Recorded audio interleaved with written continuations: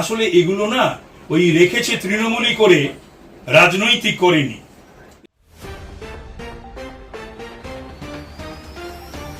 মানিকতলায় ধুন্ধুমার। রবিবাসরীয় প্রচারে বেরিয়েছিলেন কলকাতা উত্তরের বিজেপি প্রার্থী তাপস রায়। পূর্ব নির্ধারিত কর্মসূচি অনুযায়ী এদিন বিকালে মানিকতলা অঞ্চলে হুটখোলা গাড়িতে প্রচারে বেরোন তাপস রায়। কিন্তু তার শোভাযাত্রা কিছুটা যেতে না যেতেই সেখানে জড়ো হয়ে যায় তৃণমূলের কর্মী সমর্থকেরা। তারা কালো পতাকা, প্ল্যাকার্ড ইত্যাদি নিয়ে বিজেপি প্রার্থীর বিরুদ্ধে বিক্ষোভ দেখাতে থাকে এবং গো ব্যাক স্লোগান দিতে থাকে। একসময় বিক্ষোভকারীরা তাপসবাবুর গাড়ির সামনে বসে ও শুয়ে পড়ে।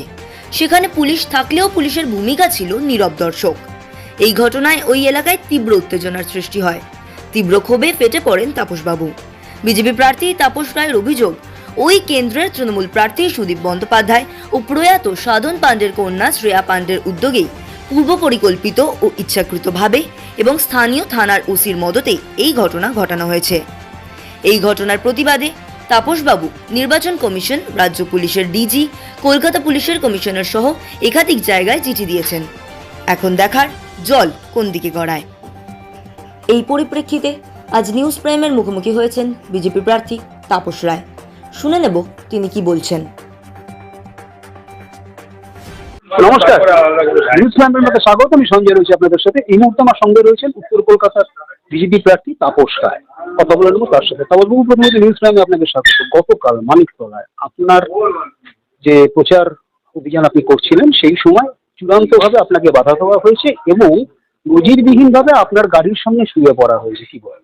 এটা বলেছি তো, প্রেস কনফারেন্স করে বললাম সবটাই, যে এটা কখনো আমি অন্তত এটা দেখিনি যে প্রার্থীকে প্রচারে বাধা দেওয়া, প্রার্থীর গাড়ির সামনে শুয়ে পড়া, বসে পড়া, এবং সেটাও পুলিশের সামনে।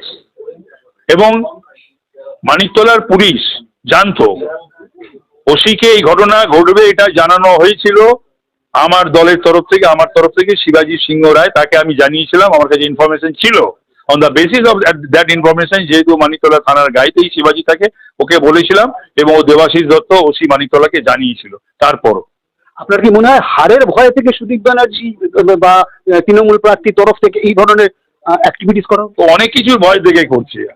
হার তো নিশ্চিত। এখন এই ধরনের ঘটনা আমি বলবো যেন প্রতিদিন ঘটে সুদীপ ব্যানার্জি 7টা ওয়ার্ডে, তাহলে পরে আমার মার্জিনটা বাড়ে। কলকাতার বহুবাজার থেকে ভিডিও জার্নাল ইন্ডিয়ার সাথে নিউজ প্রাইমের জন্য সঞ্জয় শাহ। কলকাতা থেকে সঞ্জয় সাহার রিপোর্ট, নিউজ প্রাইম।